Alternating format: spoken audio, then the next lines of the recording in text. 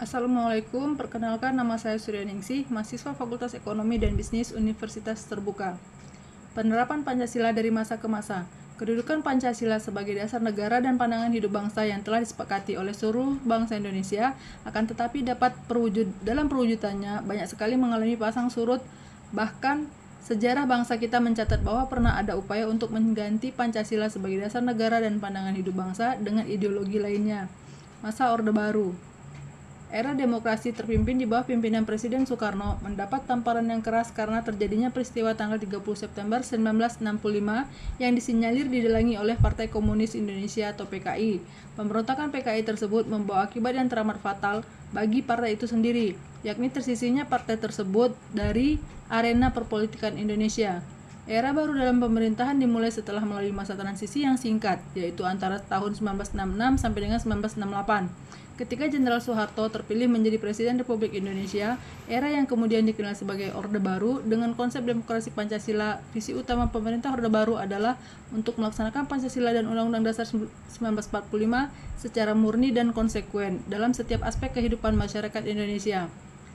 Dengan visi tersebut, Orde Baru memberikan secerca harapan bagi rakyat Indonesia, terutama yang berkaitan dengan perubahan-perubahan politik dari yang bersifat otoriter pada masa demokrasi terpimpin di bawah Presiden Soekarno menjadi lebih demokratis.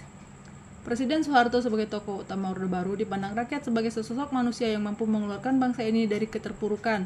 Hal ini dikarenakan beliau berhasil membubarkan PKI yang ketika itu menjadi musuh utama negeri ini. Selain itu, beliau juga berhasil menciptakan stabilitas keamanan negeri ini pasca pemberontakan PKI dalam waktu yang relatif singkat. Itulah beberapa anggapan yang menjadi dasar kepercayaan rakyat terhadap pemerintah Orde Baru di bawah pimpinan Presiden Soeharto. Harapan rakyat tersebut tidak sepenuhnya terwujud karena sebenarnya tidak ada perubahan yang substantif dari kehidupan politik Indonesia. Dalam perjalanan politik pemerintahan Orde Baru, kekuasaan presiden merupakan pusat dari seluruh proses politik di Indonesia. Lembaga kepresidenan merupakan pengontrol utama lembaga negara lainnya, baik yang bersifat suprastruktur, DPR, MPR, DPA, BPK, dan MA, maupun yang bersifat infrastruktur, LSM, partai politik, dan sebagainya.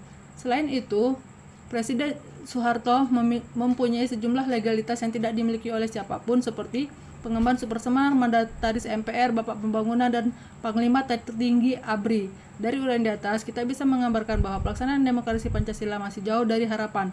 Pelaksanaan nilai-nilai Pancasila secara murni dan konsekuen hanya dijadikan alat politik penguasa belaka. Kenyataan yang terjadi demokrasi Pancasila sama dengan kediktatoran. Terima kasih. Wassalamualaikum warahmatullahi wabarakatuh.